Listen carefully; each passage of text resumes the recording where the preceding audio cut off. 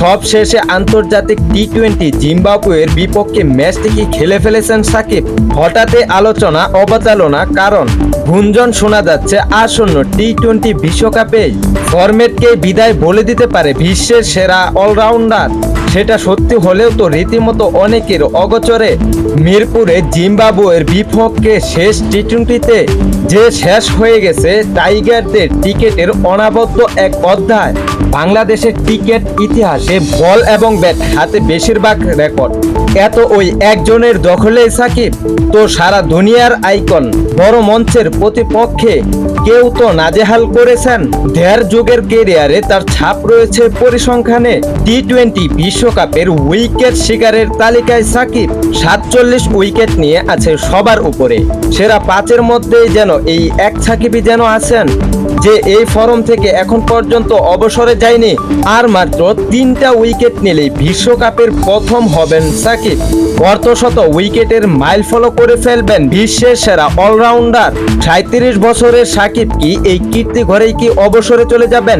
প্রশ্নটা আপাতত তোলা থাক সময়ের হাতে। তবে বিশ্বকাপের সর্বোচ্চ উইকেট শিকারের রেকর্ডে আর কেউ কি ভাগ বসাতে পারবে কিনা সেটা যাচাই করা যাক।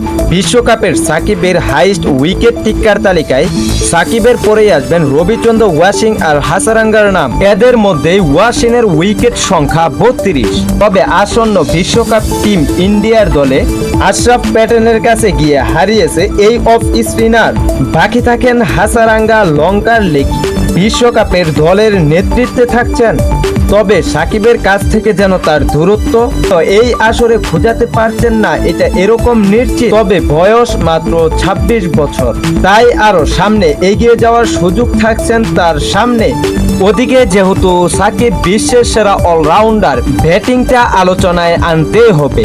শীর্ষে টি-20 ওয়ার্ল্ড কাপ ম্যাচে 742 রান, আছেন শীর্ষের 8 নম্বরে। তবে সবার উপরে থাকা বিরাট কোহলির যে পাক্কা 399 রান পিছনে। এখন প্রশ্ন হলো সাকিবের ভবিষ্যতের দিকে তাকানোর সুযোগ কতটা? টাইগার অলরাউন্ডার এবারে কি কেরিয়ার শেষ টি-20 বিশ্বকাপটা কি খেলবেন? যুক্তরাষ্ট্রে পরিবার, মাগুরায় রাজনীতি, দেশে বিদেশে বিজ্ঞাপনের শুটিং আর দুই ফরম্যাটে খেলার চাপ একটু একটু করে কি কমিয়ে আনবেন কি? নাকি এরপর ভারত শ্রীলঙ্কা যৌথ আয়োজনে উপমহাদেশে কন্ডিশনে টি-20 বিশ্বকাপে আরো একবার দেখা যাবে? সাকিব নিজেও কি সেটা জানেন? Sports 24 our channel.